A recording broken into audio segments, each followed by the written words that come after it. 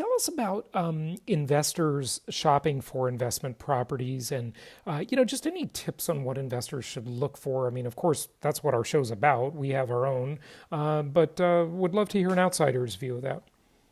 Yeah, I think that buying real estate is a lot like buying a home. So if you've ever bought a home, it's much the same principle, but remove the emotion Hmm. and add a lot more metrics, Hmm. right? Add a lot more Yep. data.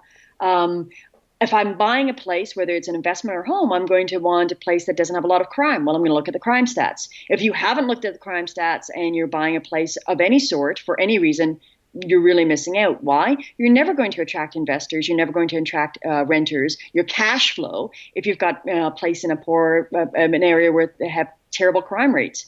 And I know I that. mean, I do want to put one caveat on that though, and the caveat is don't compare it. I mean, if you're upper middle class investor like most of our clients, don't compare it to where you live because it will never No, compare very well because no, yeah. these little bread and butter rental properties are a lot cheaper than where you live. So yeah, Oh, that's absolutely. the only Yes, thing I you're want to right. say. The caveat Yeah, being is yeah, you really need to understand what kind of crime. So yeah. the Don't law expect zero crime in the best schools. Okay, you're just not going to exactly get them in any what property that makes sense.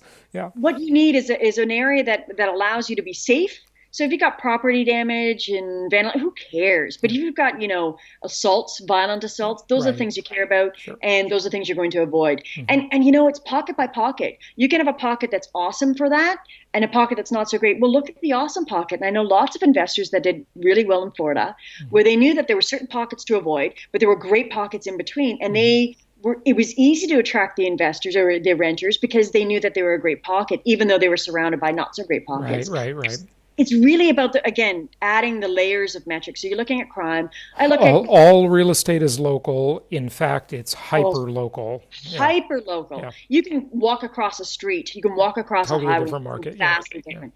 So another thing that I do is I say, know the area. If you can't walk it, Google Map it. Hmm. Gosh, I love Google Maps. Yeah, It's amazing. You can see everything now, and you can really get an right. idea.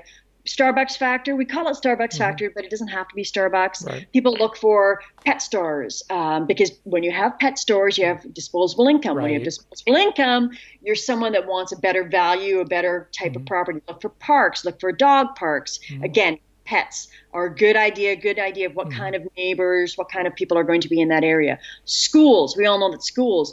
Do you have an organic grocery store? Do you have a Hmm. farmer's market? These are things that we really Yeah. say, hey, look for those things. They're But easy but to again, as you say all this stuff, you're moving up on the price scale. I mean, all those things are great, and those are the places I like to live. But I always say invest in places that make sense, so you can afford to live in places that don't make sense.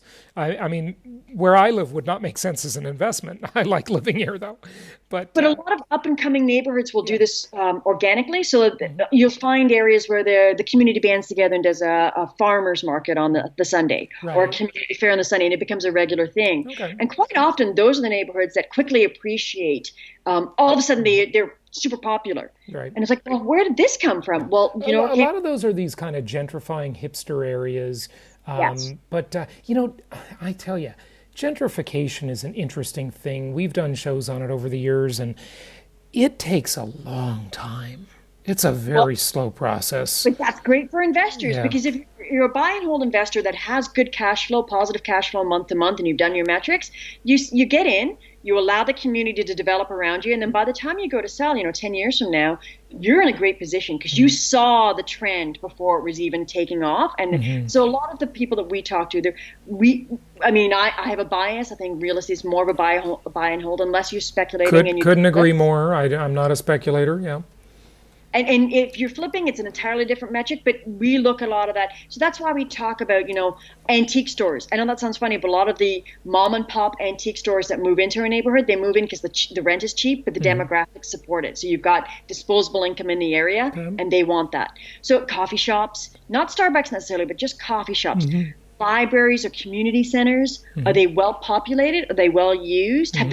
Have they gone through some sort of I don't know, development? Has the city put money into that area, that community center? Because if they have, it's going to become an area where people start to congregate, and if they start to congregate, they start to build community. If you start to build community, the Hmm. community starts to be desirable. So we talk a lot about looking for community and looking for signs that community is developing. Hmm. So a lot the, at least what we've looked at in Canada, and even down in the States, we look at, we have Canadian investors that invest in American property, but they've never set foot there. So we have a lot of investors that have never gone to Phoenix, Arizona, and Hmm. they've bought in Phoenix, Arizona, and what they look for were enclaves. Where do the Canadians like to rent Airbnb places? Hmm. That's where I'm going to buy because I know that there's a captured market there where people are looking. So look on Airbnb, what's really popular. So Hmm. these are all different. And if you develop a strategy, I'm big on spreadsheets. If you develop a strategy in a spreadsheet where you can actually monitor this, or you're smart and you let someone else do the work and you just pay them to do the work, you go to your site like yourself, or we have others in Canada where they actually do these metrics for you, and you look at what's important to you. You're able to find the spots and the areas and the properties that actually make sense for your price point.